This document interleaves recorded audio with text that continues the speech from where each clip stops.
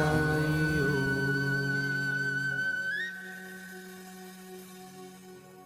శ్రీ సాయి సచరిత్రము 8వ అధ్యాయం. మానవ జన్మ ప్రాముఖ్యము, సాయిబాబా భిక్షాటనము, బాయా జామాయి సేవ, సాయిబాబా పడక జాగా, కుషాల్ చంద్పై వారి ప్రేమ. మానవ జన్మ యొక్క ప్రాముఖ్యం. ఈ అద్భుత విశ్వం నందు భగవంతుడు కోట్లాను కోట్ల జీవులను సృష్టించి ఉన్నాడు. దేవయక్ష గంధర్వాదులు, జంతు కీటకాదులు, మనుష్యులు మొదలగు వాణిని సృష్టించను. స్వర్గము, నరకము, భూమి, మహాసముద్రము, ఆకాశం నందు నివసించే జీవకోటి అంతయు సృష్టించను.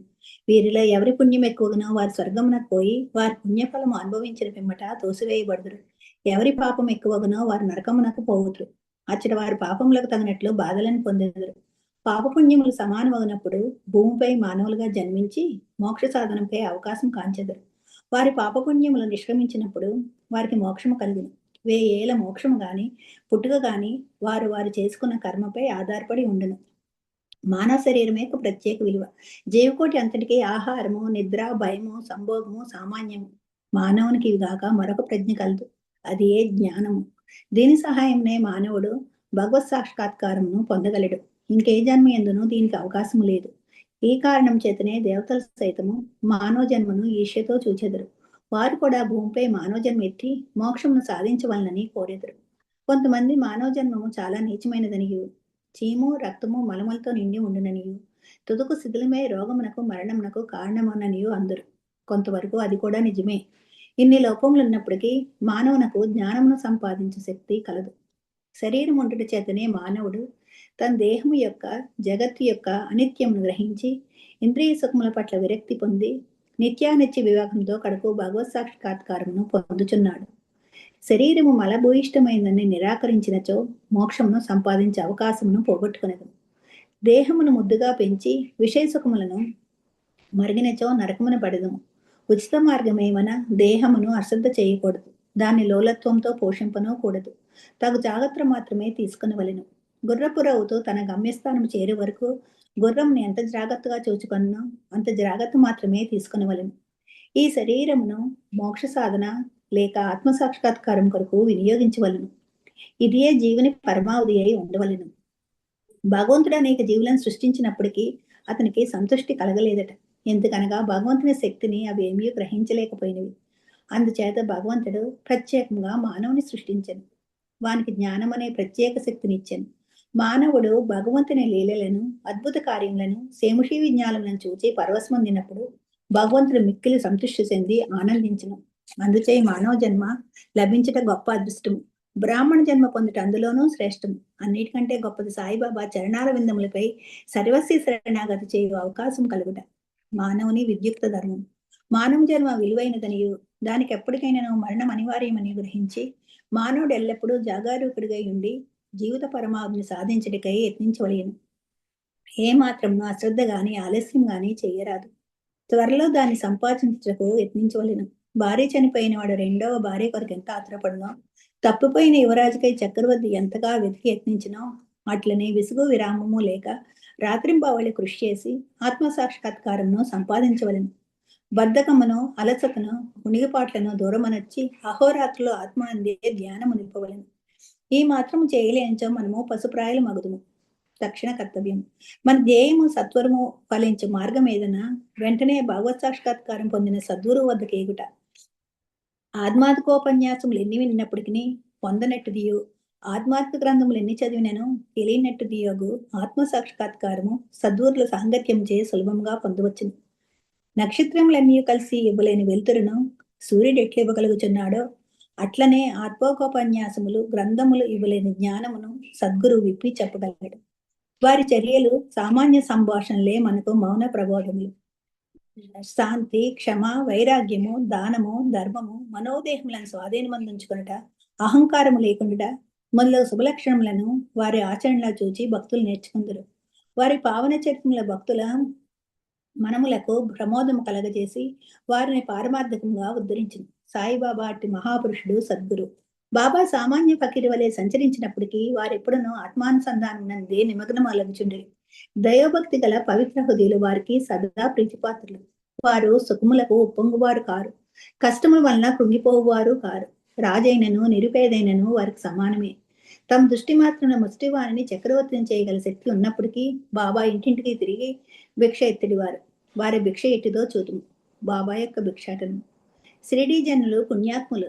ఎందుకనగా వారి ఎండ్లేదుటనే కదా బాబా భిక్షకుని వలె నిలిచి అమ్మ రొట్టె మొక్క పెట్టడనుచు దానిని అందుకొంటకు చేయి చాచెడివారు. చేత ఒక రేకు డబ్బా పట్టుకుని భుజానికి ఒక గుడ్డజోలు తగిలించుకుని భిక్షాటనకు పోయేడివారు. బాబా కొన్ని ఇండ్లకు మాత్రమే భిక్షకు పోయేడివారు. పులుసు, మజ్జిగ వంటి ద్రవపదార్థములు, కూరలు మొదలైనవి రేకు డబ్బాలో పోసుకునేడివారు. అన్నము, రొట్టెలు మొదలైనవి జోలిలో వేయించుకునేడివారు. బాబాకు రుచి అన్నది లేదు. వారి జిహ్వను స్వాధీనమందుంచుకుని కాన అన్ని పదార్థములను రేకు డబ్బాలోను జోలిలోనూ వేసుకునేడివారు. అన్ని పదార్థములను ఒకేసారి కలిపి వేసి భుజించి సంతృష్టి చెందేవారు. పదార్థముల రుచిని పాటించేవారు కాదు. వారి నాలుకకు రుచి అన్నది లేనట్లే కనిపించుచుండెను. బాబా భిక్షకు ఒక పద్ధతి కాల నియమము లేకుండెను. ఒక్కొక్క దినము కొన్ని ఇండ్ల వద్ద మాత్రమే భిక్ష చేసేడివారు. ఒక్కొక్కసారి 12 సార్లు కూడా భిక్షకు వెళ్ళేడివారు. భిక్షలో దొరికిన పదార్థములన్నిటినీ ఒక మట్టి పాత్రలో వేసేవారు. దానిని కుక్కలు, పిల్లులు, కాకులు విచ్చలవిడిగా తినుచుండేటివి. వాటిని తరిమేవారు కారు. మసీదు తుడిచి శుభ్రం చేయి స్త్రీ 10-12 రొట్టె ముక్కలను నిరాటంకంగా తీసుకొని చుండేది. కుక్కలను, పిల్లలను కలలో సైతము అడ్డు పెట్టని వారు ఆకలితోనున్న పేదల ఆహారంకు అడ్డు చెప్పుదురా? ఫకీరు పదవే నిజమైన మహారాజు పదవి అని, అదియే శాశ్వతమని, మామూలు సిరి సంపదలు క్షణభంగురాలని బాబా అనుచుండేవారు. ఆ పావన చరిత్ర జీవితం వంటి జీవితమే కదా మిగిలిన ధన్యమైనది. మొదటి షిరిడీ ప్రజలు బాబాను ఒక పిచ్చి ఫకీరని భావించి అట్లనే పిలిచేడివారు. భోజనోపాధికై రొట్టె మొక్కలు గ్రామంలో భిక్షనెత్తి పొట్ట పోసుకున్నారు పేద ఫకీరన్న ఎవరు గౌరవమేమి ఉండును? కానీ ఈ ఫకీరు పరమ విశాల హృదయుడు, ఉదారుడు, ధనాపేక్ష లేసి మాత్రము లేని నిరాసక్తుడు. బాహ్య దృష్టికి వారు చంచల్నిగాను స్థిరత్వం లేని వారుగాను కనిపించినను లోన వారు స్థిరచిత్తులు. వారి చర్యలు అంతుబట్టనివి. ఆ కుగ్రామంలో కూడా బాబాను ఒక గొప్ప మహాత్మునిగా గుర్తించి సేవించిన ధన్యజీవులు కొద్దిమంది కలరు. అట్టి వారిలో ఒకరి వృత్తాంతం ఇక్కడ చెప్పబోచున్నాను. బాయా జామాయి యొక్క ఎనలేని సేవ. తాత్యకోటే పాటిల్ తల్లి పేరు బాయా జామాయి.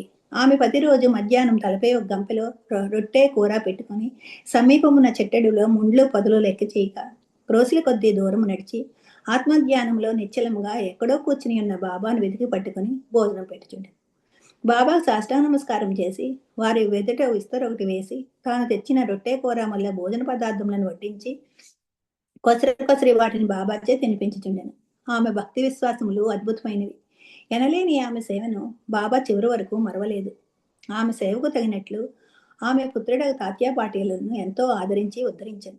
ఆ తల్లి కొడుకులకు బాబా సాక్షాత్తు భగవంతుడనే విశ్వాసం ఉండెను. కొన్ని సంవత్సరముల తదుపరి బాబా అడవులకు పోవటం అని మసీదులోనే కూర్చుండి భోజనం చేయసాగిరి. అప్పటి నుండి పొలంలో తిరిగి బాబాను వెతికి పట్టుకున్న శ్రమ బాయా జామాయి తప్పినది. ముగ్గురి పడక స్థలము. ఎవరి హృదయమునందు సదా వాసుదేవుడు వసించుచుండెనో అట్టి మహాత్ములు ధన్యులు. అట్టి మహాత్ముల సాంగత్యము లభించిన భక్తులు గొప్ప అదృష్టవంతులు. తాత్యకోతే పాటీలు మహల్లాస్పతి ఇద్దరు అట్టి అదృష్టశాలు. బాబా వారిరువురిని సమానంగా ప్రేమించేడివారు. బాబా వీరిరువురితో కలిసి మసీదులో తమ తలలను తూర్పు పడమర ఉత్తరముల వైపు చేసి మధ్యలో ఒకరి కాళ్ళు ఒకరి తగిలినట్లు పడుకునేడివారు. ప్రక్కలు పరుచుకుని వారిపై చతికిలి పడి సగం చేరేయి వరకు ఏవో సంగతులు ముచ్చటించుకునేవారు. అందులో ఎవరికైనా నిద్ర వచ్చినట్లు కనిపించినా తక్కిన వారు వారిని మేల్కొల్పుచుండిరి. తాత్య పడుకుని గుర్రు పెట్టినచో బాబా వారిని అటునిటు ఊపి వాని శిరస్సును గట్టిగా నొక్కుచుండెను. బాబా ఒక్కొక్కసారి మహల్లాస్పతిని నక్కున చేర్చుకుని అతని కాళ్ళు నొక్కి వీపు తొమ్మిడివారు. ఈ విధంగా 14 సంవత్సరములు తాత్య తన తల్లిదండ్రులను విడిచి బాబాపై ప్రేమచే మసీదులోనే పడుకునేను. అవి మరుపురాని మధుర దినములు. బాబా ప్రేమానురాగములు కొలవరానివి. వారి అనుగ్రహం ఇంటి అని చెప్పుటకు అలవి కానిది. తండ్రి మరణించిన పిమ్మట తాత్య గృహ బాధ్యతను స్వీకరించి ఇంటిలోనే నిద్రించుటకు ప్రారంభించాను. రహతా నివాసి కుచాల్చంద్.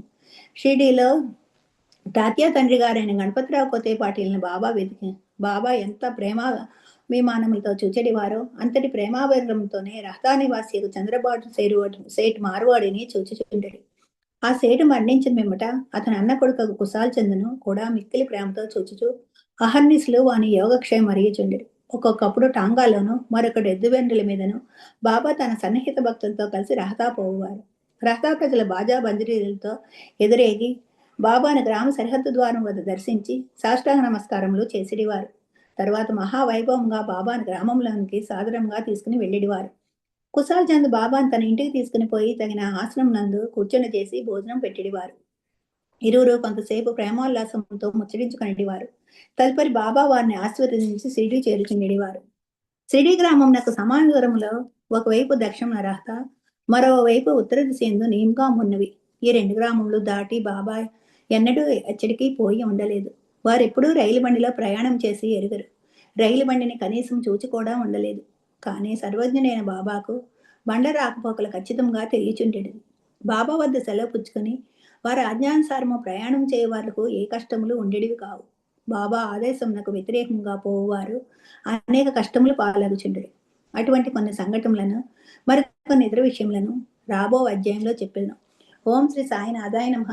8వ అధ్యాయం సంపూర్ణం. సద్గురు శ్రీ సాయినాథార్పణమస్తు. శుభం భవతు. సాయిరామ్.